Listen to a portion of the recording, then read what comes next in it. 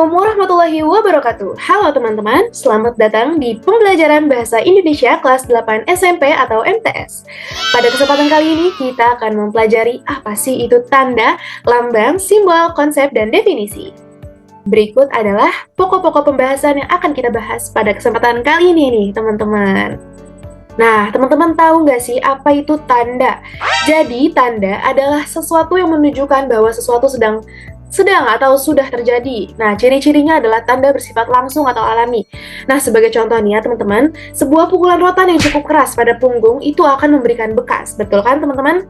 Nah, bekas pukulan tuh yang berwarna kemerahan itu adalah menjadi tanda telah terjadi suatu pukulan dengan rotan pada tempat tersebut.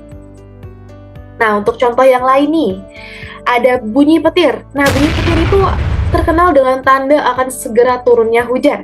Lalu ada asap mengepul.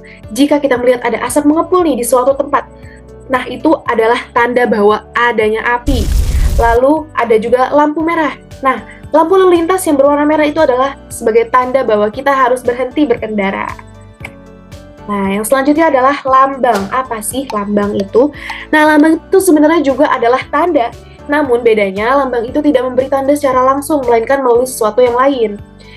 Nah, jadi lambang itu bersifat konvensional, perjanjian, tetapi ia dapat diorganisasi, direkam, dan dikomunikasikan. Jadi dapat dimusyawarahkan terlebih dahulu. Jadi untuk mengetahui maksud lambang-lambang itu, kita harus mempelajarinya nih, teman-teman. Nah, contoh-contoh lambang. Kita bisa melihat dari bendera negara tercinta kita yaitu Republik Indonesia, yaitu berwarna merah dan putih. Nah, merahnya itu berarti keberanian, sedangkan putihnya itu berarti kesucian. Lalu ada juga rantai di Pancasila, yang dimana artinya adalah persatuan. Nah, makna-makna ini adalah makna-makna yang sudah disepakati atau yang sudah dimusyawarahkan, begitu teman-teman. Apa sih bedanya lambang dan tanda? Jadi, tanda itu bersifat langsung, sedangkan lambang itu bersifat tidak langsung. Lalu, tanda itu alami, sedangkan lambang itu buatan manusia yang perlu dimusyawarahkan atau disepakati terlebih dahulu.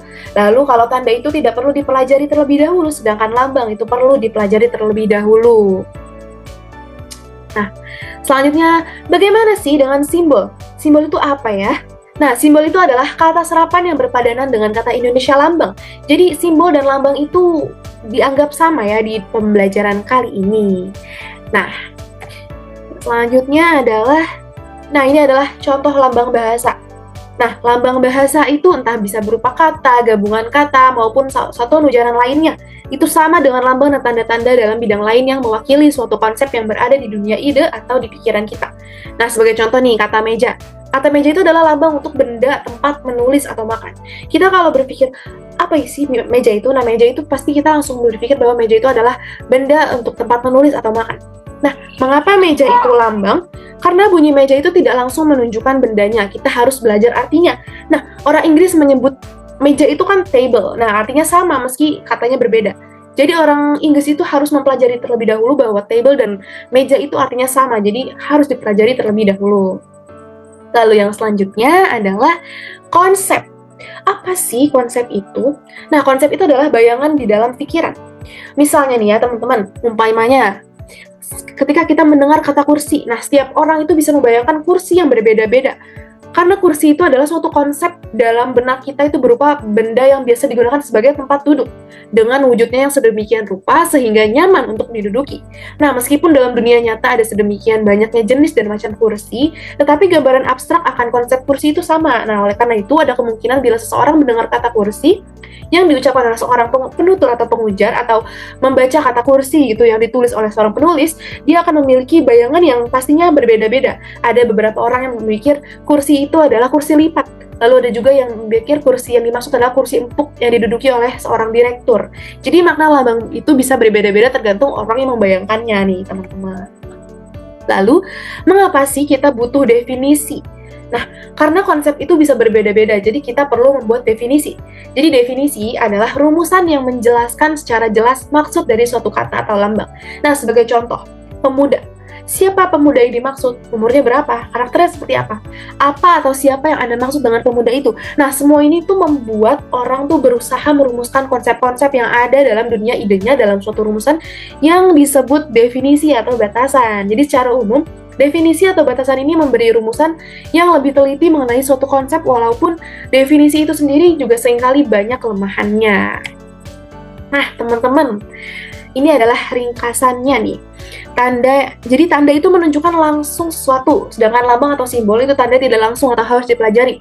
Kalau konsep adalah gambaran dalam pikiran, sedangkan definisi penjelasan suatu konsep agar lebih jelas.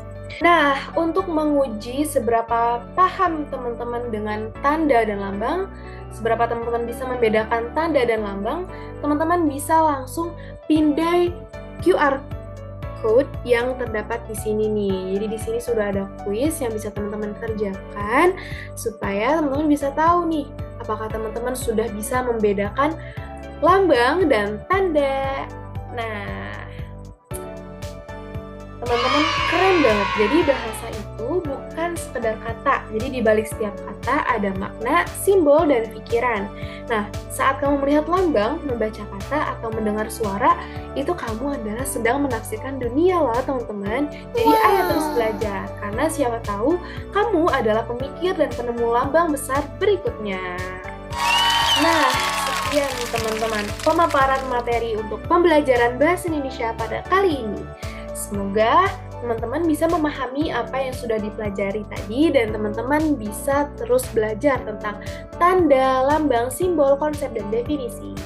Semoga pemaparan materi kali ini bermanfaat untuk teman-teman dan untuk kita semua.